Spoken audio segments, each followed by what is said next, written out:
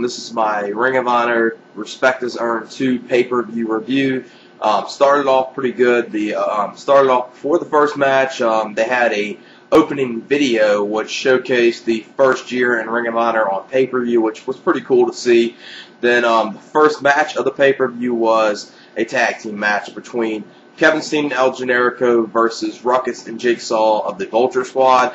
And this was definitely a good opener, not a great opener, just pretty decent. These two did work pretty good together, good back and forth action. Steen and Generico did some good stuff in here. Ruckus, got in here. Little bits and parts of this. Some people might say this match was a little spotty. It was somewhat enjoyable. It was, I probably would have had something else as the opener, but it was a pretty decent match. Kevin Steen and El Generico pick up the victory in about a 2 1/2 star match. And then next matchup was Davey Richards versus Claudio Castagnoli. And this match probably should have been the opener because this was, definitely an enjoyable match. Good back and forth action. A lot of, good wear down moves by Davey Richards to Claudio in here. Claudio doing the, he's the bigger man, overpowering him. Just, a very, very good match. These two worked very well with each other. A lot of good submission stuff in here. Davey Richards during this match did a dive out to the floor onto Claudio. And the way the match ends was Claudio Castagnoli did his, he threw Davey Richards up, hit him with the stiff European uppercut. So, very good match. This match probably would have worked out better as the opener. And 3 1/4 star match. Then the next matchup was a 6-man match with Chris Hero, Adam Pearce, and Eddie Edwards of Sweet and Sour Incorporated versus Brent Albright, Delirious, and Pelle Primueau. And definitely they did a good job of showing how this started. They, obviously everyone knew that Brent Albright used to be with Sweet and Sour Incorporated. Before this match, they did a highlight video or showcasing, when he turned face at the Hammerstein Ballroom show. And definitely a good thing they did on this pay-per-view was that's one thing I got to give Ring of Honor a lot of credit for was their last pay-per-view was on March 16th, and this one was taped on June 7th. So that's a pretty lengthy time in between it, but pretty much they did a good job of explaining the main stuff that happened in between it on this pay-per-view that fans would have to know, like, why is this going on, why is this happening. So that's one thing they did a good job on here with. This was, just a typical 6-man match. Nothing that good in here. This was probably easily the worst match of the night. Nothing that enjoyable. Brent Albright got in his stuff in this match. Like I said, a typical tag match. Pelle obviously, got in his maneuvers in here, being the underdog and stuff like that. And Albright gets the win after knees to the head. I think it was Eddie Edwards, in a 2 1/4 star match, worst match of the night.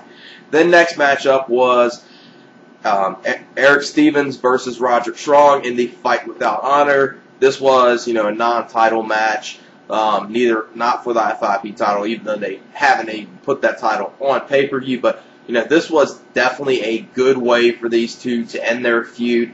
Anyone that likes, a brutal, stiff match, God, this match was stiff. They kept on, beating the hell out of each other with steel chairs, a lot of back and forth chops. This was just a good brawl. Now, this wasn't, no technical masterpiece or anything. This was just a good, hardcore brawl.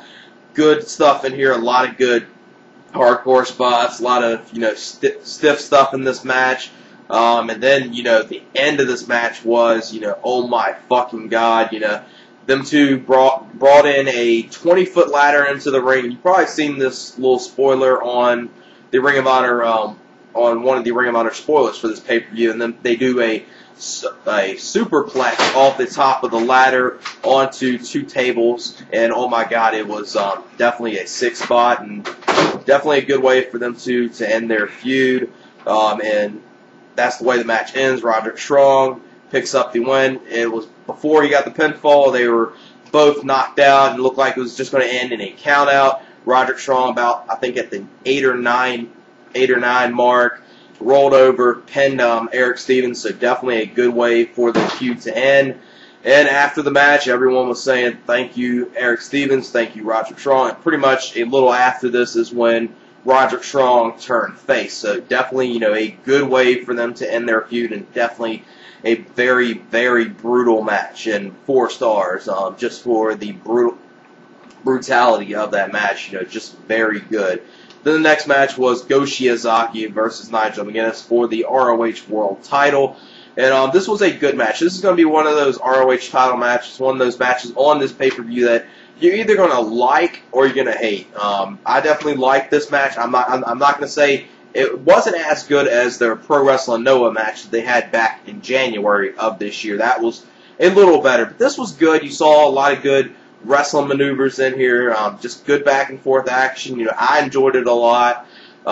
Huge fan of Nigel McGuinness and Go Shiozaki, so that probably helps it out that I'm a huge fan of both of them. And just a good ROH World Title match.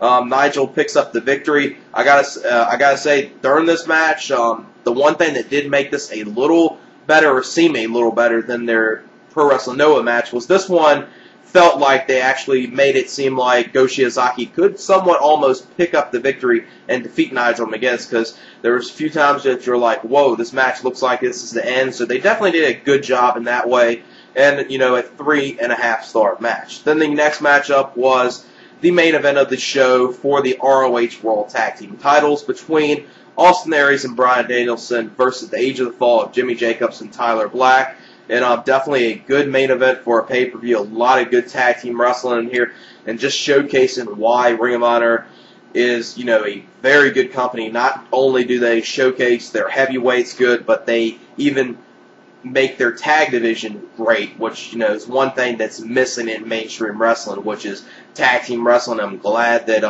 Ring of Honor is around to showcase that in the U.S., so definitely a lot of good tag team wrestling here. Both teams worked out good, Pretty much all these talents in this match, you would think that if this match wouldn't have been good, you would have been shocked. So this was definitely the match of the night. I wouldn't go as far as calling it a match of the year candidate, but a lot of good stuff in here, a lot of good back and forth action.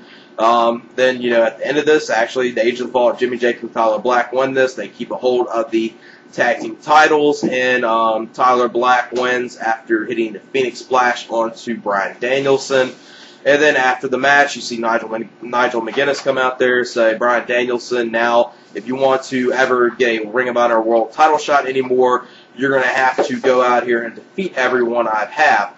Which is one thing I'm wondering, is because obviously later on tonight they're going to be at the Hammerstein Ballroom again, and they're going to be doing the Fatal 4-Way, and Bryan Danielson's in that match. So I'm wondering how they're going to explain that with Bryan Danielson being in that match, being that he, I think at this point, hasn't defeated everyone Nigel McGuinness has in his title reign. So it's going to be interesting to see how they explain that on that Hammerstein show coming up tonight. And definitely a good pay-per-view main event for the tag team titles, 4.14 stars. Overall, I'll give the pay-per-view about an 8.25. Definitely a pay-per-view I would recommend. If you're a fan of tag team wrestling, you'll enjoy the main event a lot. Pretty decent, pretty good overall world title match. Definitely a very brutal and a lot of brutality in the Erick Stevens versus Roderick Strong match. Then overall, the rest of the stuff was good. And actually, one thing I did forget to mention was after the 6-man tag, which Brent Albright's team won, they did a beatdown on him. And then after that, this is when they actually had Adam Pearce take out the NWA title out of his bag. So definitely they actually did do that on the pay-per-view, because I was actually wondering if that part was going to be a part of the pay-per-view, because actually I forgot what show that happened on. I actually forgot it did happen on the pay-per-view, so definitely, a good show overall, and yeah, that's it. Peace.